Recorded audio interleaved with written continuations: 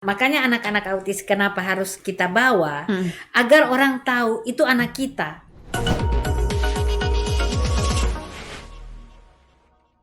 Assalamualaikum warahmatullahi wabarakatuh. Waalaikumsalam. Ya, kali ini saya ditemani oleh ibu yang luar biasa, Ibu Zulaiha Laisa Eshos MSI.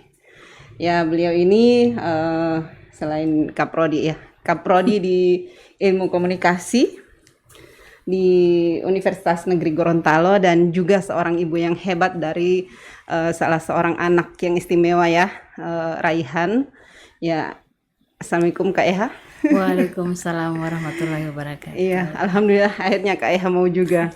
Ya, jadi saya itu sangat tertarik Kak Eha dengan postingan-postingannya Kak Eha tentang Raihan, dan tidak semua orang tua bisa seperti itu. Raihan anak yang istimewa yang kemudian ya butuh pendampingan khusus ya dari orang-orang di sekitarnya. Mungkin Kak Eha bisa menceritakan bagaimana awal mulanya Kak Eha bisa melihat keistimewaan yang ada sama Raihan ini. Baik, terima kasih Ibu Wadir ya. Biasa kita Aduh, tegur sudah sapa. Pak.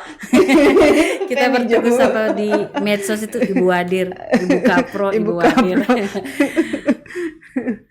Apa ya, saya mau cerita soal Raihan masa kecil itu. Yang saya pikirkan pertama adalah anak itu adalah titipan, dalam kondisi apapun titipan dari Allah untuk kedua orang tuanya.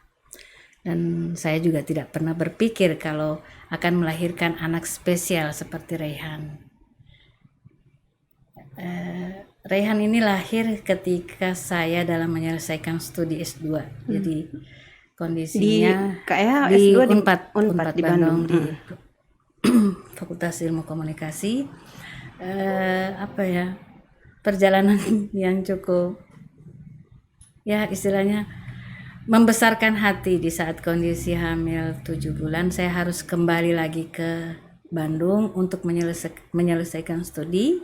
Namun kondisinya ini kronologis ya, jadi mungkin ada pengaruhnya juga sampai Raihan ini lahir dalam kondisi sebagai anak autis. Dan itu mungkin juga dari makanan saya yang kalau sudah di sana itu pokoknya apa saja yang bisa dimakan. Padahal kondisinya kalau kita lagi hamil itu benar-benar menjaga.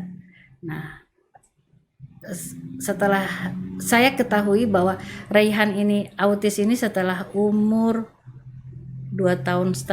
Itu pun dari almarhum mertua saya tanya begini, kenapa Raihan ini tidak sama dengan DP kakak-kakak? Iya, Raihan bersaudara berapa Kak? Dia berdua, tapi karena hidup bersama sepupunya, jadi ada kecenderungan dari ibu mertua saya bahwa kok Raihan lain. Dia tidak pernah menyebut papa mama. Kemudian juga kalau menginginkan sesuatu tangan kita ditarik gitu. Saya dia mau buka pintu, Raihan mau keluar, dia tidak akan bilang Raihan mau pergi di luar, enggak, tapi tangan bapaknya itu yang diambil, disuruh buka pintu. Ada kecurigaan saya waktu itu tahun 2011. Raihan lahir di Bandung Februari 2008, dan pada saat umur 6 bulan itu sudah dibawa bapaknya ke Gorontalo karena kebetulan saya harus menyelesaikan studi saya S2. Berarti dia lahir di Bandung ya? Ya, lahir di Bandung dalam kondisi saya kejar-kejaran untuk menyelesaikan tesis saya. Setelah lahir 6 bulan, kedua orang tua saya kebetulan masih ada ibu saya dan ibu mertua. Mereka orang so tidak mendapat lihat Raihan ini. Jadi istilahnya bawa pulang. Jadi saya istilahnya dengan saya itu putus ASI di umur 6 bulan. Mungkin itu Tapi kan selama 6 bulan itu dia ASI full. Ya. Bukan cuma ASI, karena kondisinya pada saat itu dia alergi dengan susu biasa. Saya sebenarnya harusnya itu sudah curiga di awal, tapi karena saya pikir mungkin karena namanya bayi lahir di Bandung dalam kondisi kita yang dari iklim panas ke sana itu kan beda sekali iklimnya. Jadi saya berpikir mungkin dia alergi. Jadi pada saat itu dia dibantu susu, dan susu formula dengan ASI dari saya. Setelah 6 bulan dia balik ke sini, dicoba dengan dicoba dengan susu. Nah, ini mulai ketahuan susu alergi. Dia alergi dengan susu sapi, Yang susu hewani. sapi hewani. Jadi itu saya harus bapaknya harus cari susu kedelai. Waktu Iya. itu agak memang sangat susah soya itu di Gorontalo.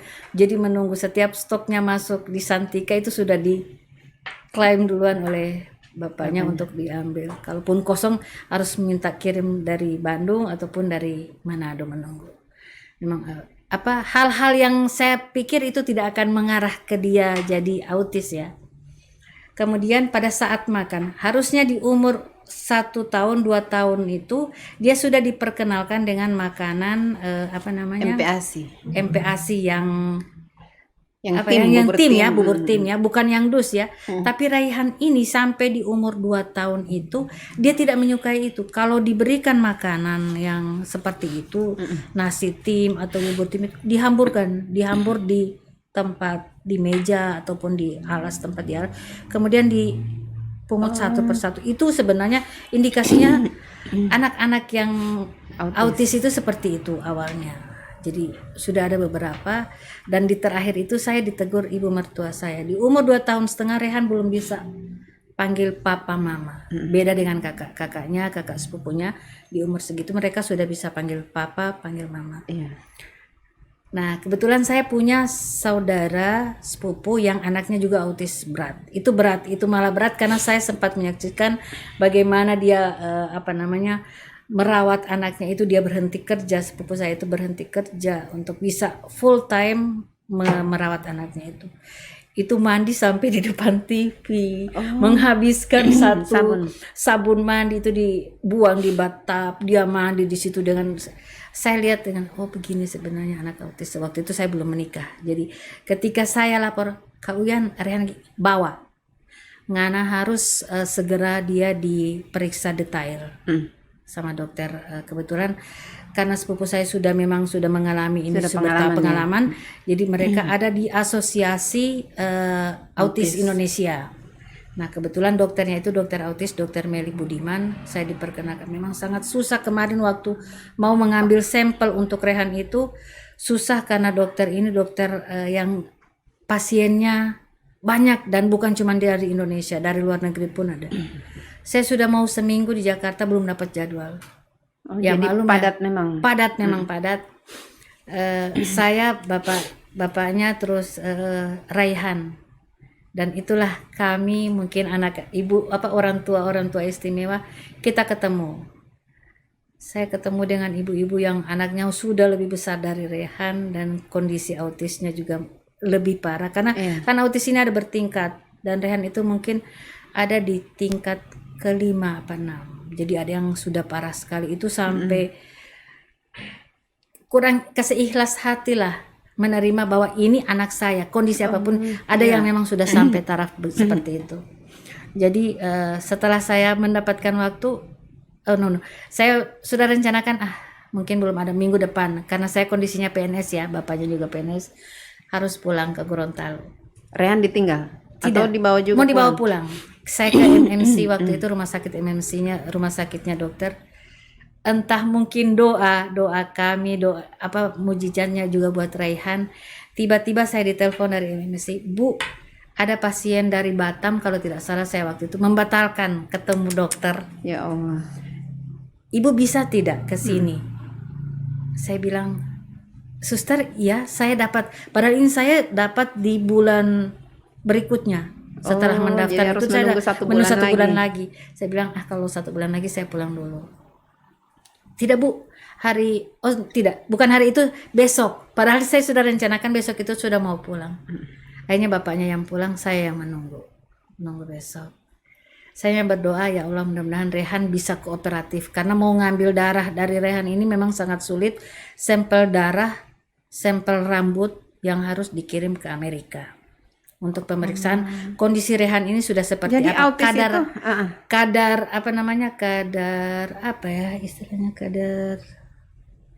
ini yang di laut ini, apa garam? Bukan. Kadar ion. Iya, yang dari pabrik apa sih namanya? lupa Ion, saya. ion. Ada yang kadar Kalium. selain kalium apa sih? Apa kalsium? No, yang suka ini di laut sampai ada yang dari emas itu, dari buangan apa pabrik. Nah, ada kadar seperti itu di dalam. Oh, di sini ada nih. Nah, ini nih apa namanya? Hasil setelah pemeriksaan saya kemarin. Nah, jadi ada penjelasan makanan, kemudian di sini ada penjelasan bahwa rehan itu harus pantangan. Wah, ini. Ya, hasil tes darah juga ada, tes rambut. Kalau tes rambut itu untuk ke makanan. Jadi apa namanya? Banyak jenis makanan. Banyak jenis makanan. Ketika saya sambil menunggu itu, ada salah satu anak autis yang dia selama menunggu proses itu dia makan odol sama sabun. Itu enggak apa-apa. Tidak, mereka ini kondisinya ususnya itu sepertinya menerima apapun. Menerima apapun dari apapun yang mereka makan itu tercerna. Saya juga masih bingung sampai sekarang kenapa anak-anak seperti ini merkuri ya, kadar merkurinya tinggi yang untuk rehan dia ini tidak ya. bisa Tidak bisa makanan laut itu, tidak bisa terus apa namanya terigu kayak begini. Memang mereka punya makanan khusus. Makanan khusus untuk anak-anak autis. Suka ada selentingan anak autis ini mahal. Alhamdulillah mereka punya rezeki masing-masing. Jadi saya merasa setiap kebutuhan rehan itu terpenuhi dengan tersendirinya. Jadi setelah periksa ini periksa rambut, sampel rambut keluar, ini kurang lebih 3 bulan saya menunggu hasilnya keluar, dan mulailah kami memberlakukan makanan untuk rehan itu makanan khusus. Ada yang pantangan, ada yang bisa, ada yang sama sekali tidak bisa dimakan. Jadi alhamdulillah orang dalam rumah juga mengikuti untuk menu makanannya rehan, walaupun seringkali kadang saya kasihan ketika anak-anak lain bisa makan dengan normal, dia harus punya makanan sendiri. Jadi sekali-sekali diberikan makanan yang ini makanan yang sebenarnya tidak bisa dimakan oleh dia. Jadi selang menunggu 3 bulan ini kan, menunggu 3 bulan hasil dari yang dikirim ke Amerika itu Kak Eha memperlakukan dia seperti apa? Nah, karena mumpung saya berpikir lagi di Jakarta, saya sama sepupu saya kalau begini Raihan, Ngana tidak bisa hidup di Gorontalo, karena satunya tidak punya terapis di sana, tidak ada. Terus Kak, saya ngobrol lah dengan dengan suami, bagaimana caranya sebagai PNS terikat dengan kampus, apa kira-kira yang bisa solusi yang Tuhan memberikan jalan. Saya lulus beasiswa untuk bahasa Prancis waktu itu 6 bulan. Saya bilang ini mungkin rezeki untuk rehan terapi. 6 bulan saya memang bukan waktu yang cukup ya untuk rehan bisa terapi secara maksimal, tapi paling tidak mengarah ke sananya ada, memperbaiki yang sudah kemarin yang belum saya tahu mau diarahkan kemana rehan sebenarnya. Jadi setelah menunggu ini selama 6 bulan saya di sana, saya daftarkan dia di klinik autis Lilliput di Jakarta. Di Jakarta selama kurang lebih 6 bulan. Jadi saya fokus setelah kursus dari jam 8 sampai jam 3, saya ambil jam 3 sampai jam 5 itu setiap hari untuk bawa rehan terapi. Jadi terapinya ya memang tiap hari. Jadi selang-seling itu terapi okupasi, terapi bicara, terapi berenang, akuatik ya, aquaterapi istilah mereka. Dan ada ada 4 macam terapi yang tapi sebelumnya saya disuruh lagi periksa pendengaran, istilahnya BERA. Istilah mereka untuk pendengaran itu BERA adanya di rumah sakit Cipto. Waktu itu saya coba ajak rehan. Nah, di situ saya baru tahu bahwasanya bunyi-bunyi khas yang ada padanya itu, yang sering dia dengar dan membuat dia tertarik itu ternyata ada. Itu dibunyikan sampai dengan apa istilahnya kalau bunyi notasi paling tinggi, bunyi paling tinggi. Itu dia tidak melihat. Dia tidak melihat dipanggil nama, tidak. Sama sekali dia fokus pada apa yang ada di depan dia. Saya diberi mainan yang apa namanya balok-balok seperti itu, dia disusun. Tapi sekali dibunyikan klakson, dia langsung nengok, langsung melihat. Terus sama dokternya saya ditanyakan, Bu, kok itu dibunyi klakson? Iya, klakson motor bapaknya yang dihafal. Oh. Jadi mereka ini, saya tidak tahu kalau untuk anak lain, tapi kalau untuk Rehan itu sendiri, Jadi ada mungkin bunyi yang sering dia dengar itu yang Jadi ketika dulu waktu itu di umur 1 sampai 3 tahun dia berada di Gorontalo itu, kalau bapaknya klakson motor pagi itu taunya pergi dan dia pasti akan menangis. Jadi saya agak wanti-wanti ke bapaknya, kalau mau pergi mendingan tidak usah kasih bunyi motor, biar dia tenang. Karena apa indikasinya Rehan itu jiwanya memang masih labil waktu itu ya, masih mencari sosok-sosok kalau yang biasanya dengan dia ada dan tiba-tiba tidak ada itu dicari sama dia. Jadi tandanya dibunyi klakson. Bunyi klakson itu dia langsung dia melirik, dokternya tanya, Bu kok bunyi klakson? Ya itu dia terekam di dalam pikirannya ketika pagi bapaknya berangkat itu bunyi klakson motor, terus pulang kantor sore itu dibunyikan. Nah seperti itu. Nah, saya waktu itu karena kursus masih di jelang kursus itu, ketika Rehan umur 2008 dia lahir 6 bulan Februari, Juli Agustus ya saya bawa ke sini. Nah setelah itu ternyata memang ada bukan prosedur, kondisi di rumah yang memungkinkan anak-anak itu bisa tumbuh seperti itu. Nah saya yang jaga anak-anak ini ada sejak anak pertama saya lahir itu sudah ada, tapi memang pendiam. Orang-orang rumah itu pendiam. Iya. Jadi memang lingkungan juga Jadi itu bisa itu membentuk ya, mempengaruhi. perkembangan anak-anak, apalagi kalau anak sudah ketahuan tidak autis seperti itu, tidak diajak komunikasi. Jadi selama itu Rehan ketika bangun tidur sudah di box, habis mandi di box, tidur di box, makan di box. Pulang nanti bapaknya pulang kantor itu baru dibawa pindah ke kamar. Jadi memang tidak ada komunikasi, tidak peka dengan jadi apapun. Tidak peka dia. Jadi yang ada tontonan TV. Jadi dia hanya lihat itu. Kebetulan memang orang-orang rumah aktivitasnya di luar rumah lebih banyak, dengan tantenya juga pendiam. Kebetulan memang sangat tidak ada suara ya jam mengajak dia ngobrol. Beda dengan kalau misalnya lagi ngumpul padahal DP mama cerewet. Jadi itu di 2011 itu sampai mertua saya, Ilongola Tio Boti, kenapa dia tidak ada suara? Ibu saya juga tanya, kenapa dia sampai sekarang seperti ini? Akhirnya ya sudah, mau tidak mau saya ikuti yang apa yang disarankan oleh sepupu saya, ngana bawa kita periksa sebelum terlambat. Oke. Tapi Kak itu pengaruhnya itu kan makanan juga pengaruh. Mungkin makanan di saat Kak Yaha hamil itu tidak malum ya kalau mahasiswa dirantau, dalam keadaan hamil. Tapi kan pemeriksaannya setiap bulan kan pasti selalu ada. Saya pemeriksaan tetap rutin waktu itu tiap bulan sampai sudah ke ke Boromeus waktu itu. Sudah diarahkan, ibu mau melahirkan di mana? Saya sudah pilih klinik yang di pusat kota dengan dokternya, sudah oke semua, sudah safe. Tapi karena kondisi kehamilan saya normal, karena saya pikir normal tidak bermasalah, saya waktu itu sudah mau dekat melahirkan. Memang ditanya dokter setelah kondisi pemeriksaan Rehan ini, dokter Meli menanyakan, Bu, saya wawancara sebentar ya. Oh ya baik dok. Ini ketika lahir menangis nak? Saya teringat lagi.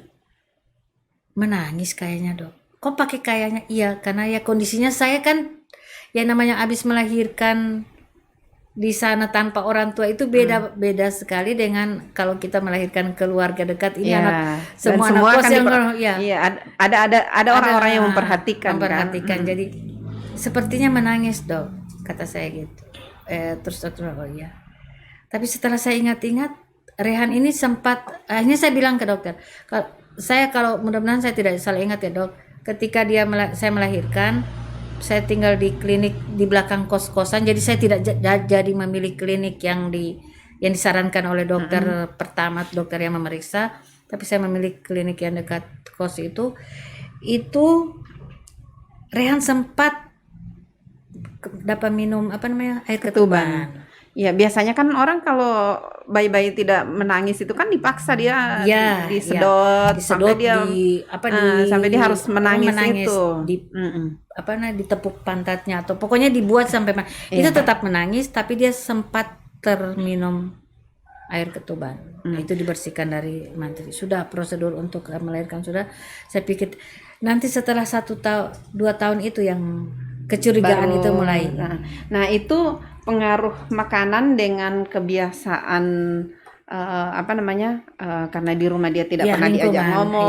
Iya, itu kira-kira berapa persen makanan yang mempengaruhi orang makanan bisa jadi autis? Itu bisa lebih, prosentasinya bisa lebih tinggi. Ya, tetapi di awal kehamilan. Oh, ya.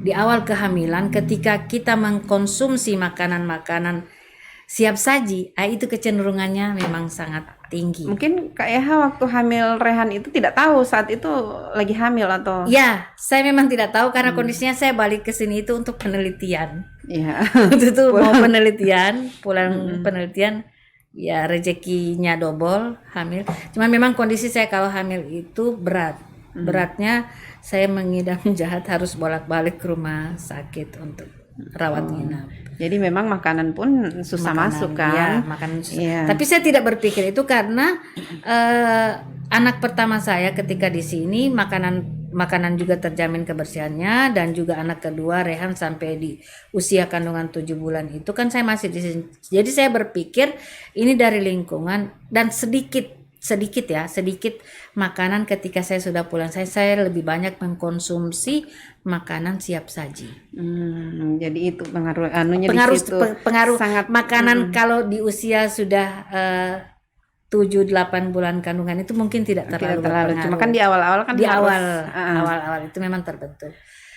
Iya, kemudian setelah diperiksa ya setelah ada hasilnya, itu apa yang harus Kak Eha lakukan untuk Rehan? Misalnya makanannya seperti apa, kemudian waktu istirahatnya bagaimana, dan mungkin ada terapi ngomong. Ya.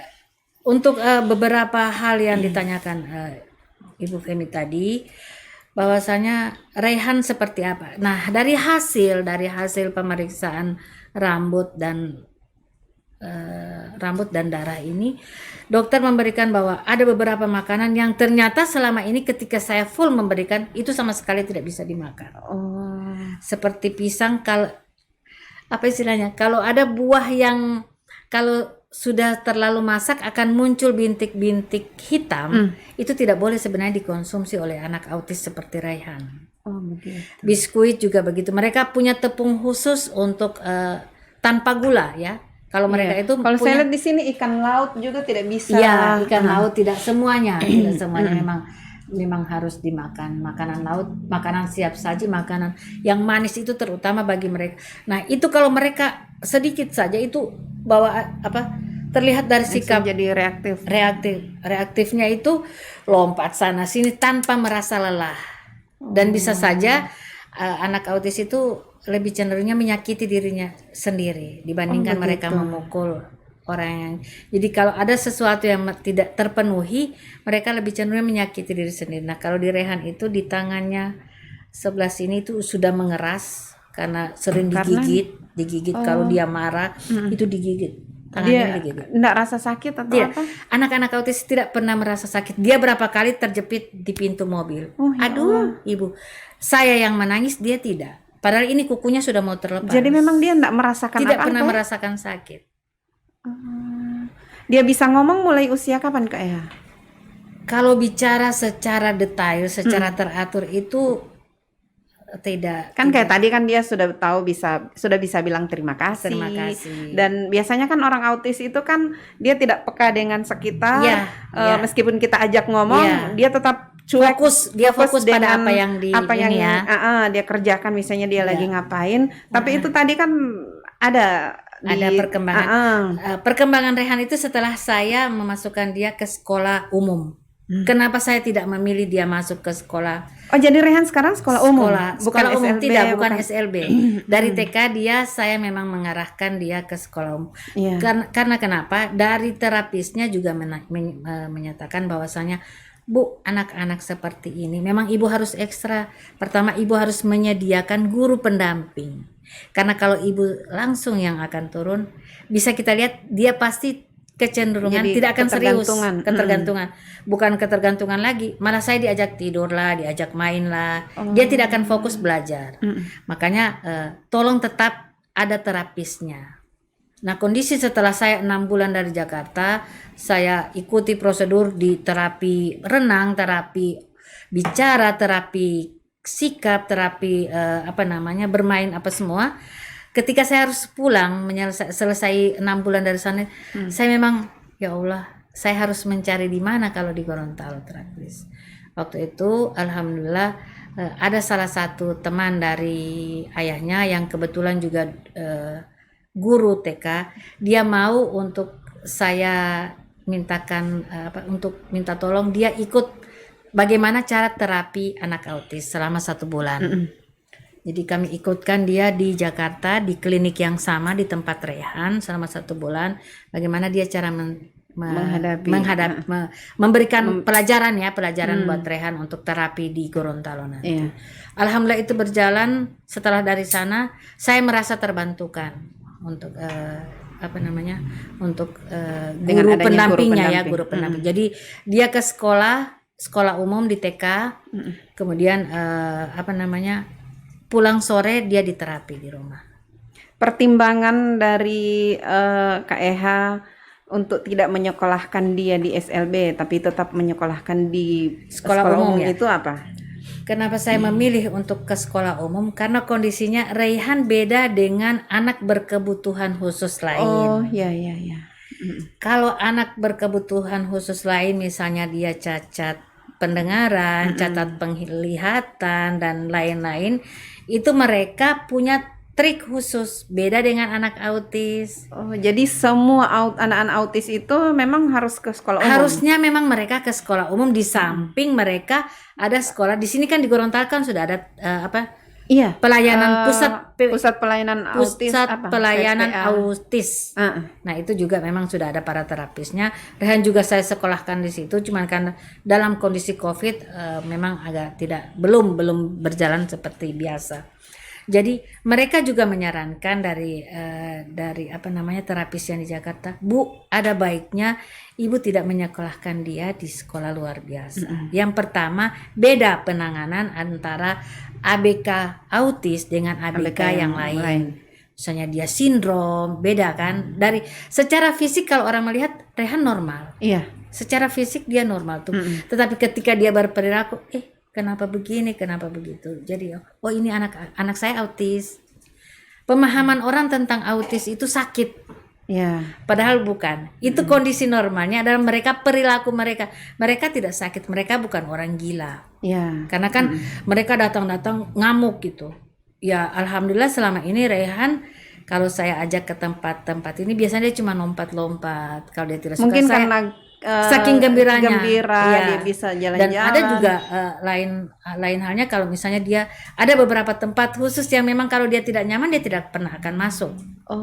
Ada orang-orang khusus ketika dia ketemu, ya walaupun saya melihatnya dia tersenyum, itu kalau Rehan tidak nyaman dia tidak akan mendekati orang itu. Tapi Kak Eha punya feeling itu bahwa ini dia Rehan tidak nyaman dengan dia tidak orang nyaman ini. dengan tempat ini, dia tidak nyaman dengan orang ini. Tapi dia tidak ngomong. Dia tidak akan pernah bilang. Cuman biasanya kayak seperti tadi yang dilihat Ibu Femi, saya dia peluk, dia cium, bahwasanya dia nyaman dengan tempat ini. Nah, itu mengapa saya sering kali mengajak dia, Rehan, ibu ajak ke sini. Kalau dia dari awal sudah menolak, itu berarti ya kadang ya mungkin saya tidak menakutkan, ya itu karena jiwanya dia sendiri yang tahu bahwa tempat itu tidak nyaman untuk dia. Oh begitu. Dia mungkin ada ini ya kayak indra keenam. Ya saya walahu alam ya, saya walahu alam. Tapi ini kasihnya seperti itu. Kalau kakaknya, ibu tadi Terehan bilang assalamualaikum, dadah, waalaikumsalam, padahal tidak ada orang ya. Kondisinya seperti itu. Jadi apa itu? Jadi kalau saya biasanya melihat mungkin ada apalah malaikat tertentu lah atau apa yang mungkin dia, atau mungkin dia dalam imajinasinya sendiri bahwasanya saya ini datang ke tempat itu harus memberi salam seperti itu. Ketika orang pamit dada kayak begitu. Jadi kalau orang yang tidak mengerti mungkin apa yang Terehan Adalia itu akan seperti itu kan. Tapi alhamdulillah saya dengan kondisi seperti ini banyak pelajaran yang bisa saya ambil. Mungkin bagi orang tua lain tidak perlu menyembunyikan ya anak-anak seperti ini. Bawalah mereka untuk tetap beradaptasi. Kalaupun dia merasa tidak nyaman ya kita ikuti kemauannya. Ya itu kan Kak Eha aja ke kampus juga. Dia nyaman-nyaman saja. Nyaman dia di kampus. Meskipun kadang suka datang dia tidak dialog. Kalau biasanya saya bilang gini, harus berulang ya. Kalau Rehan itu tidak boleh kata terlalu panjang, minimal dia 3, maksimal dia 3-4 kata. Itu yang akan diingat. Duduk di situ. Jadi dia tidak akan kemana-mana. Jadi tidak bisa Rehan coba kamu duduk di sini. Itu dia tidak. Raihan duduk. Jadi 2 kata, Rehan duduk atau duduk di situ. Jadi dia tidak akan kemana-mana, tidak akan ke tempat lain. Jadi kalau ketika dia berdiri begini, duduk, jadi dia langsung duduk lagi. Ya. Kalau lebih banyak kata dia tidak akan paham apa sebenarnya kemauan kita. Iya. Tapi kalau misalnya Kak Eha ajak ke pesta atau apa? Untuk saat sekarang saya belum mengajak kecuali pesta keluarga, karena kondisinya saya khawatirnya merusak suasana ya.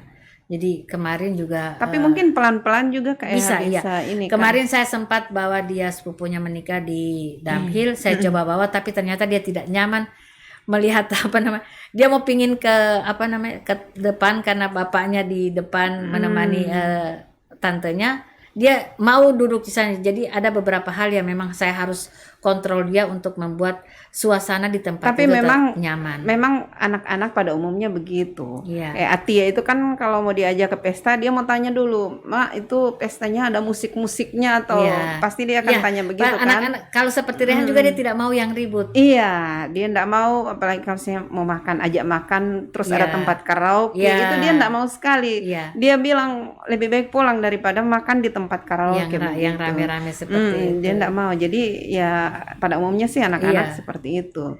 Cuma karena kalau Rehan kan dia tidak mau, tidak bisa ngomong kan, dia tidak bisa sampaikan bahwa saya tidak suka tempat di sini. Cuman dia memang menarik diri. Jadi istilahnya kalau saya yang kenapa saya terlalu cenderung, saya tidak ingin merepotkan terlalu banyak karena dia memang sudah ada guru pendamping yang menunjukkan pada saat dia belajar. Dia kalau diimlakan dia tahu.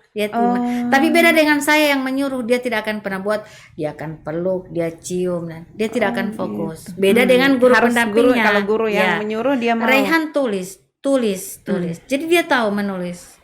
Beberapa postingan saya suka posting di Facebook itu bahwasanya ini perkembangan. Jadi perkembangan memang tidak maksimal harus segera berubah, tidak. Tetapi secara bertahap, dan ini memang butuh ikhlas, butuh sabar dari orang-orang. Saya lihat Kak Eha sangat luar biasa sabarnya Kak Eha. Itu sebenarnya dia juga Ibu sendiri. Femi, saya kalau mau ditanya datang jenuh, ini anak gimana sebenarnya dia kalau mau besar nanti. Cuman saya pikir ini ada jalan Allah, bahwasanya saya dititipkan anak ini untuk selalu bisa fokus, bisa lebih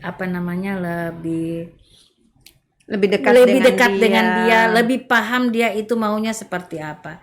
Memang rasa kurang percaya saya pada orang lain ketika saya meninggalkan dia itu sangat agak besar.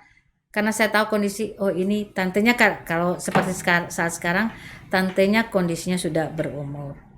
Jadi kalau Rehan lagi tidak mau itu cuman digeser begini, suka kedorong, suka saya tidak sanggup Tante Ija kalau Rehan cuman berdua Rehan. Jadi alhamdulillah kakaknya juga karena belum masuk asrama. Jadi di rumah itu yang bisa mengatasi secara maksimal Rehan itu saya dan kakak perempuannya. Kalau ayahnya mungkin masih cenderung masih bisa dilawan sama dia karena ada indikasi tidak sampai hati. Nah, kata tidak sampai hati ini yang harus memang disingkirkan dari kalau merawat anak autis, karena itu memang penyampaian dari terapisnya, jangan pakai kata kasihan dengan mereka. kita harus tegas. Tidak, iya, iya. Begitu. Jadi seperti bapaknya suka sekali menyiapkan makanan Rehan yang untuk dia itu harus seperti apa. Walaupun kadang-kadang suka nyerempet sedikit. Sampai sekarang makanannya masih diatur. Masih tetap harus diatur. Sayur itu harus tetap ada. Kemudian ayam juga harus Dia ayam kampung. tidak bosan dia dengan makanan yang Alhamdulillah selama ini Rehan memang kalau soal makanan tidak pernah bosan. Oh. Karena dia penyuka. Memang Anak-anak dia suka. memang makanan terutama mie. Nah, mie ini memang kan sebenarnya tidak bisa untuk mie kayak Indomie atau ya. produk-produk dia tidak bisa dah. Yang Kebetulan mie bapaknya dia dibeli mie itu dari Bogor saya kalau tidak salah. Dikirimkan saya. Itu mie buah dan sayur. Oh, ada memang mie khusus Mie untuk khusus untuk anak autis atau tidak.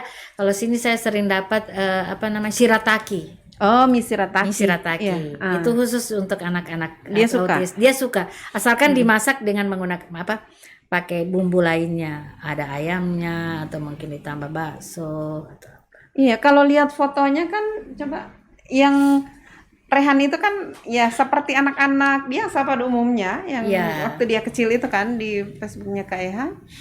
Nah, ini yang di dokter ini ya. ini yang pemeriksaan pertama. Ini Iya. sepupu saya yang anak autis. Ini anaknya anak autis yang dulunya juga yang lebih parah dari Rehan. Sekarang dia berangkat ke Bangkok sendiri, Itu ke Irian sendiri. Albert Einstein kan autis kan? Ya, Iya. saya berharap satu saat Rehan juga bisa seperti itu. Ya Rabbal Alamin. Ya, insya Allah sih semuanya jalan Tuhan.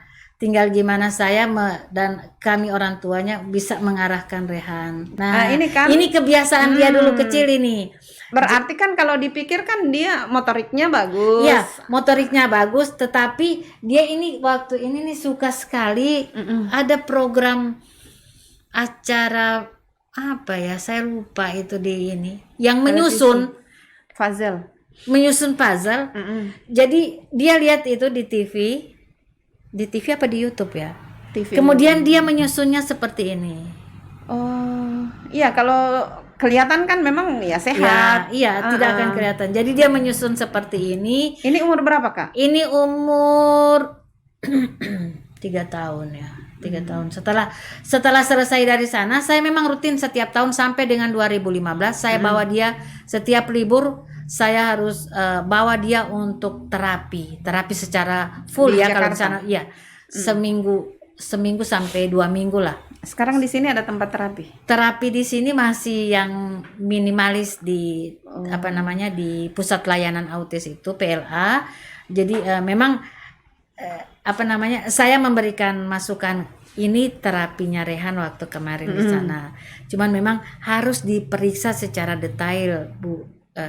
Saya ngomong ke ini kalau ketika mereka periksa Rehan, saya berikan ini hasil pemeriksaan Rehan dan ini program yang harusnya dia jalankan seperti renang. Mereka sebenarnya wajib untuk renang karena pembentukan di tulang belakang. Iya. Jadi harus jalan antara terapis dan dokter. Cuma kondisinya di sini dokter untuk anak-anak autis itu masih susah ya. Tapi Kak ya tahu ada berapa banyak anak-anak autis di Gorontalo ini? Ada datanya enggak? Kalau saya kemarin karena Enggak ada grup khusus untuk orang tua autis tidak ada. Grup khusus itu tidak ada.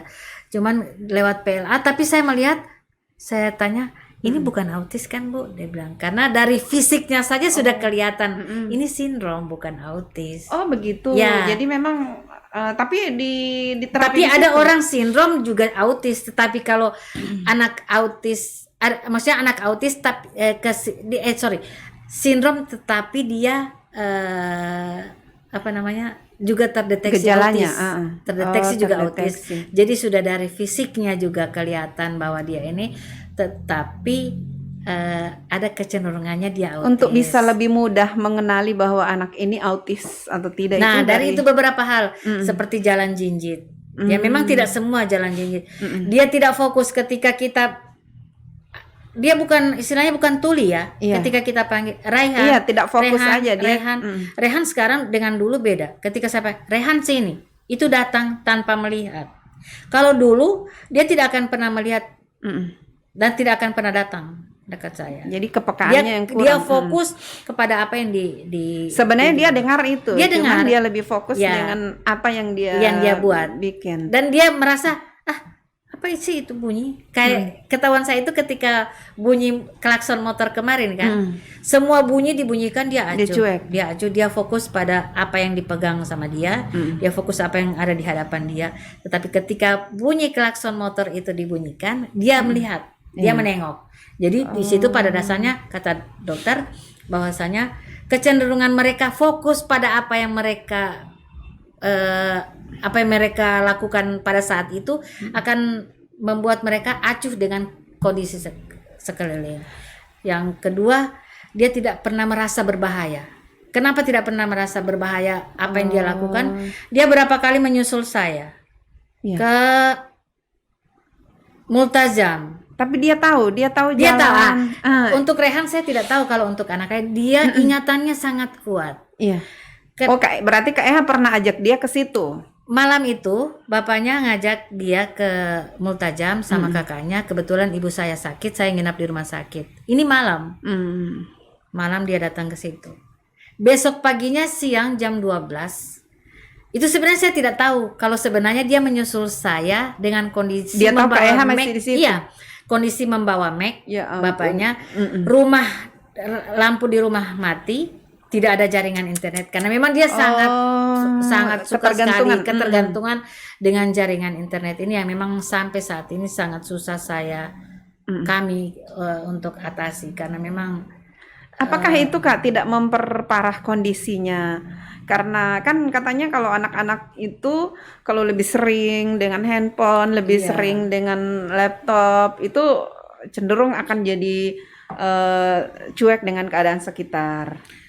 Sebenarnya juga tidak cuek ya, Fem, karena dia ternyata banyak belajar. Kalau saya melihat dia banyak belajar dari internet itu sendiri. Dia menulis, dia membaca, semua dia hafal itu dari internet. Jadi sebenarnya memang harus dibatasi, tapi tidak bisa dihilangkan. Seperti saya tidak pernah mengajarkan, walaupun bapaknya orang IT, tidak pernah mengajarkan dia potongan-potongan lagu, potongan-potongan gambar, dibikin jadi satu. Iya, dia punya hebat dia dalam dia punya akun YouTube, edit. cuman saya tidak publish secara umum karena takut dia mengganggu. Jadi dia punya akun FB sendiri yang dia upload. Jadi dia potongan, saya sampai menamakan dia Mr. Kinemaster karena dia punya aplikasi Kinemaster. Dia insert gambar, insert foto apa semua, kemudian dia publish di FB. Kak, itu harus Kak Eha diarahkan. Memang sampai saat malah ini suruh dia, Rehan coba bikinin ini. Nah itu masalahnya, dia kalau kita suruh dia tidak akan pernah berbuat. Jadi mengalir apa adanya. Jadi dia bikin apa dek? Dia cuma lihat, lagi ada bikin apa dia nih? Bikin video klip gitu. Jadi ketika kemarin saya mengajak dia ke apa ya? Bukan Minanga, ada yang satu yang di tempat wisata. Dia ternyata baru saya tahu dia video sendiri mengucapkan selamat ulang tahun ke Indosiar. Siapa yang mengajarkan? Saya tidak pernah mengajarkan dia untuk bisa. Dan itu suaranya jelas itu. Jadi sebenarnya saya setelah memang harus dimasukkan ke sekolah umum dan diberikan guru pendamping agar terarah. Kalau tidak didampingi kasihan juga. Lancar dia membaca sudah lancar. Membaca dia lancar, tapi kalau Rian kesekeras sedikit Rian. Kalau saya enggak. Ke ibu gurunya iya. Makanya saya suka sering rekam dia. Tapi tahu kalau dia direkam dia diam, tidak akan keluar ininya. Dia tahu saja kalau pada saat kita merekam aktivitas dia akan dicari, dia hapus. Jadi membiarkan dia mengalir saja secara secara sederhana, bahwasanya kita melihat apa yang dia buat itu tidak membahayakan dia. Ya meskipun memang matanya sampai saat ini saya sudah berpikir matanya sudah agak-agak susah melihat minus mungkin ya. Minus. Karena dia kan dengan gadget terus. Selama dia bangun tidak tidur itu ya dengan gadget, dengan HP. Nah itu yang dia susul Kak Eha ke rumah sakit. rumah sakit. Yang multazam itu. Itu saya cuma dengar cerita dari bapaknya sama kakaknya, dia susul ibu di rumah sakit. Pas waktu itu saya pulang ganti baju, saya lihat orang dalam rumah ini seperti ada yang disembunyikan. Saya bilang, saya bawa Rehan. Bawa saja ibu, soalnya dia tadi ada bahasa. Tidak ada yang dia dengar. Cuman mungkin karena makanya anak-anak autis kenapa harus kita bawa agar orang tahu itu anak kita. Iya. Jadi ketika tanpa Ada yang sengaja dia keluar dari lingkungan kita, kalau kita orang di luar lingkungan kita tidak kenal, ini nggak akan tahu. Untung Kak Eha kan sering posting di Ya, Facebook, jadi orang-orang yang melihat tahu, dia itu tahu, oh ini anaknya Kak Eha. Ya. Kemarin waktu dia ke Multajam itu di rumah makan Delvira bilang, ini wala ale bei wala ali eha, karena memang mereka tahu Orang kan kenal. bapak Oh dia ibunya. lewat di situ kan, Ya. kan dari. Jadi dia lurus dari Ya Allah, dari jauh rumah itu, Kak. SMP Muhammadiyah, dia lurus sampai di rumah makan Ijo sih yang di perempatan Joglo Ijo. Joglo Ijo. Dia berdiri di situ. Astaga. Tanpa mau satu orang pun menyentuh. Jadi siapa yang Ada ketemu? ponakan saya yang di sebelah Delvira, dia ngejar, dia tarik. Rehan pulang dengan Om Jul. Om Jul ini nak bawa pulang ke rumah.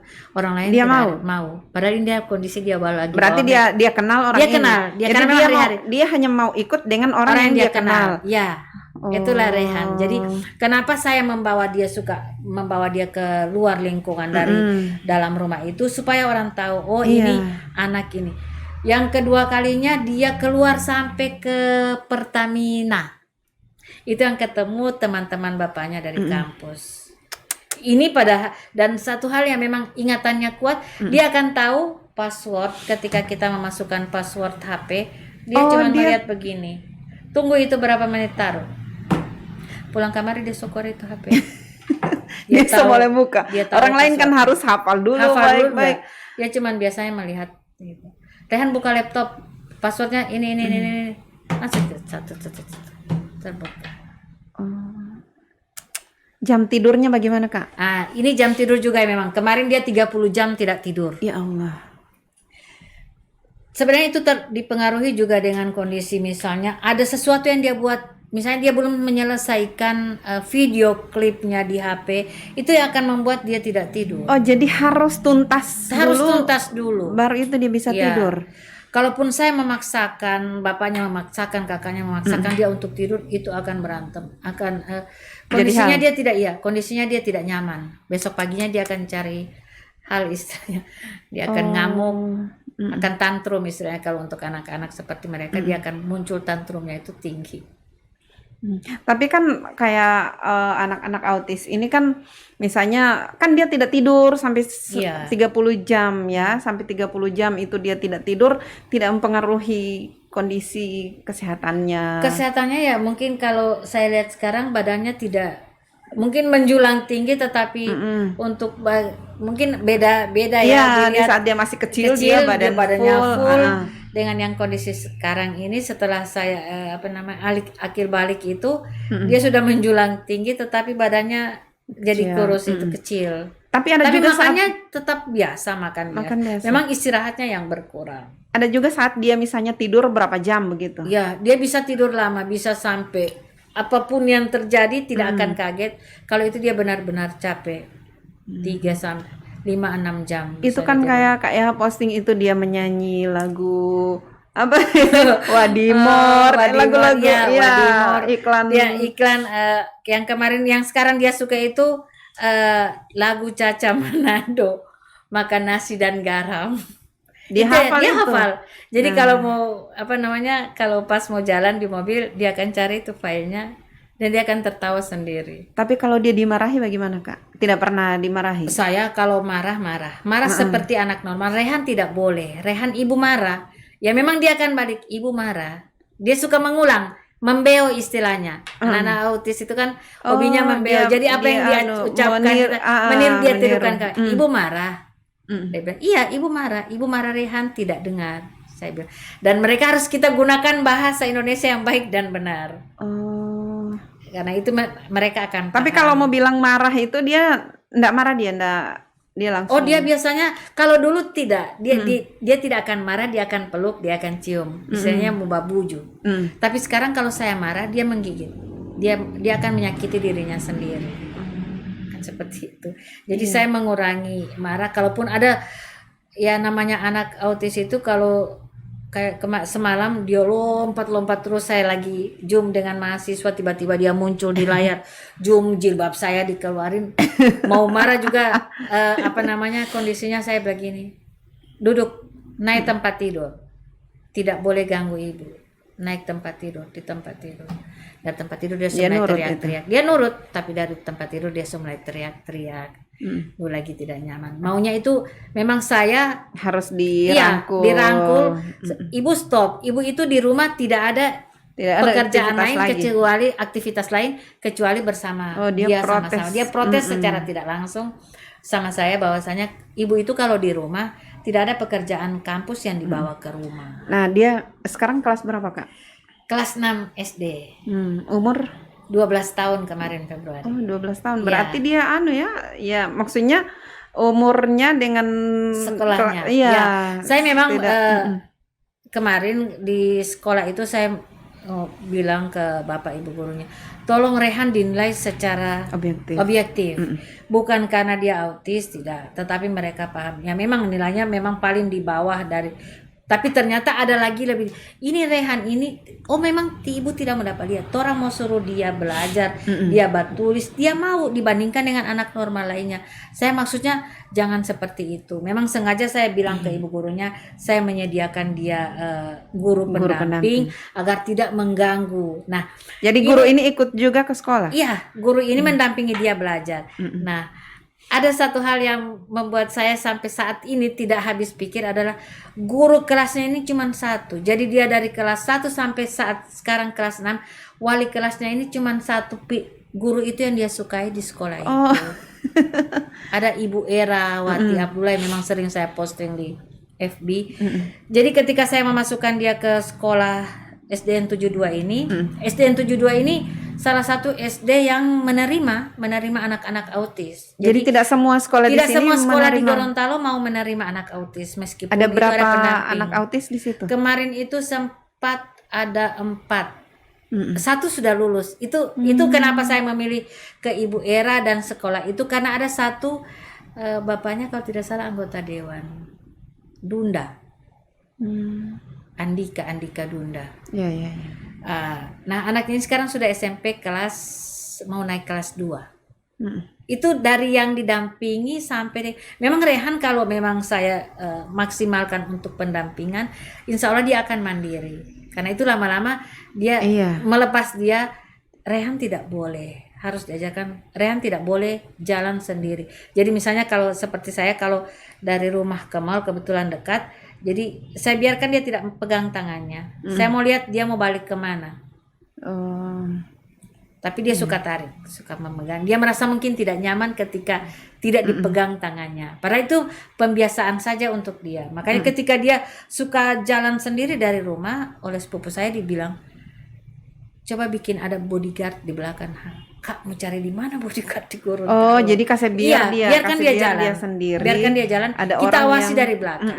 Nah, anaknya seperti itu di Jakarta sehingga dia bisa naik angkut sendiri, bisa berangkat sendiri. Tapi tetap dipastikan ada pengawasan. Aman. Nah, hal-hal seperti itu kan kadang yang saya khawatirnya ketika dia lewati tempat tertentu dan tiba-tiba takut dia menyeberang kaget. Itu yang kadang membuat saya saya kayaknya belum bisa sampai seperti itu.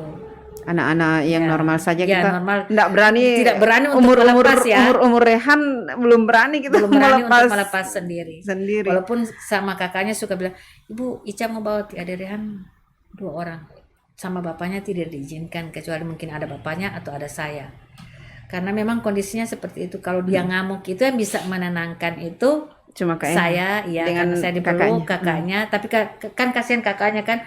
Faktor pertama itu adalah faktor psikologis, orang-orang terdekat mungkin akan malu atau apa dengan kondisi Rehan.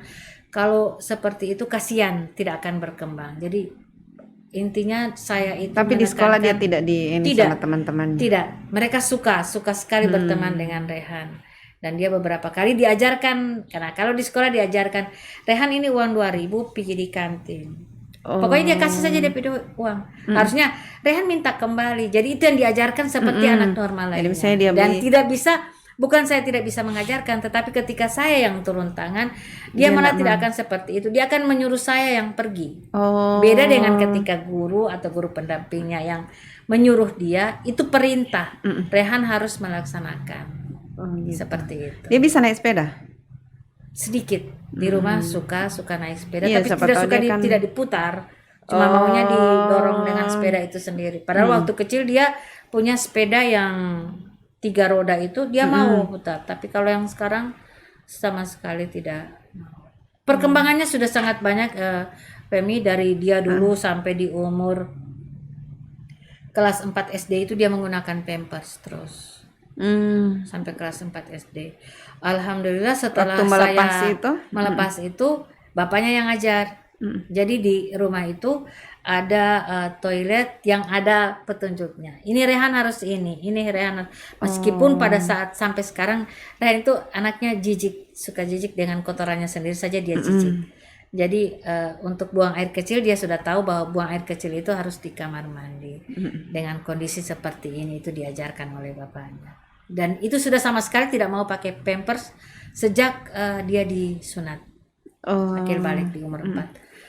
Sama sekali sudah tidak mau. Itu yang beberapa hal yang sampai saat ini kalau misalnya dia lapar makan. Jadi itu yang diucapkan, diambil piring diambil makan, Rehan makan. Dia so tahu makanannya Dia tahu, yang mana. Dia tahu makanannya. Walaupun memang harus diberi petunjuk. Kalau tidak dia akan bolak-balik sampai makanannya itu habis.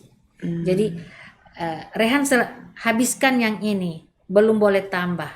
Harus diingatkan seperti itu. Jadi dia Karena memang habis mereka dulu. tidak, saya tidak tahu kenapa anak-anak autis ini termasuk Rehan ini tidak punya rasa kenyang.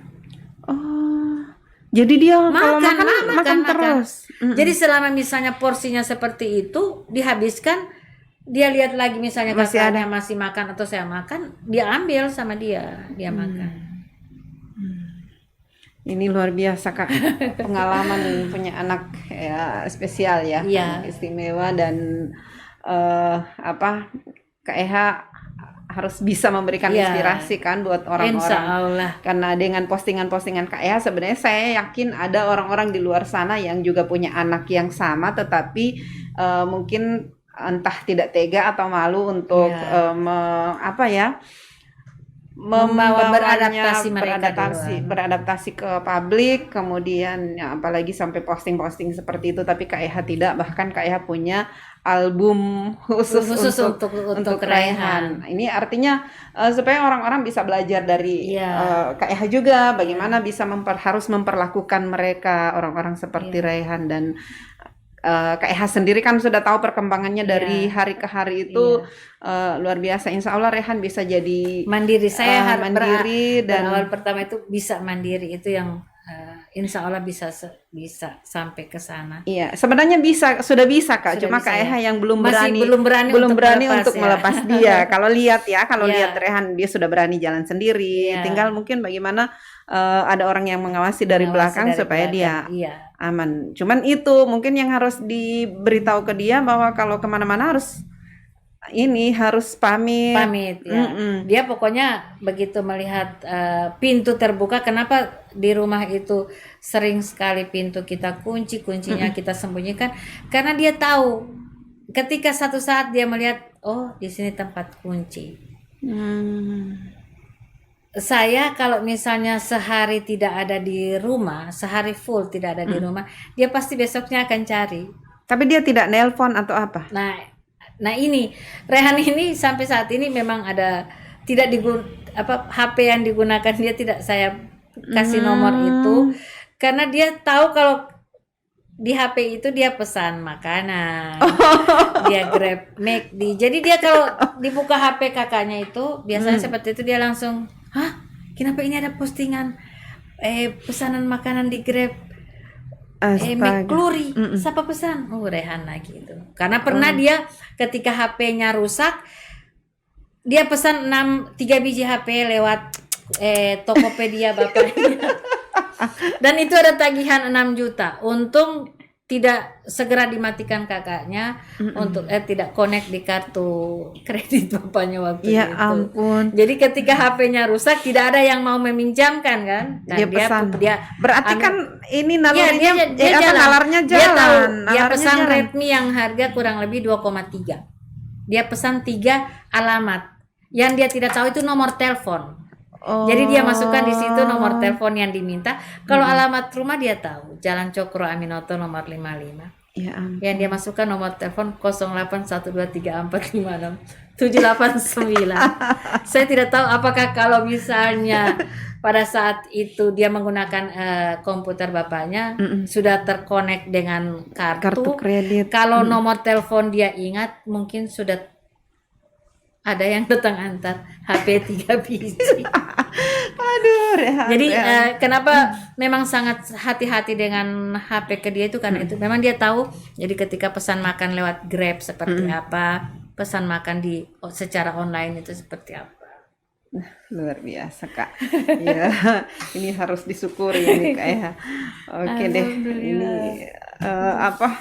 menarik ini kita ngobrol-ngobrol soal autis karena ini jadi pelajaran buat buat semua orang-orang yang terutama yang memiliki anak-anak autis, ya seperti apa mereka harus memperlakukan anak-anaknya ini. Oke, terima kasih Kak Ehan sudah datang di sini.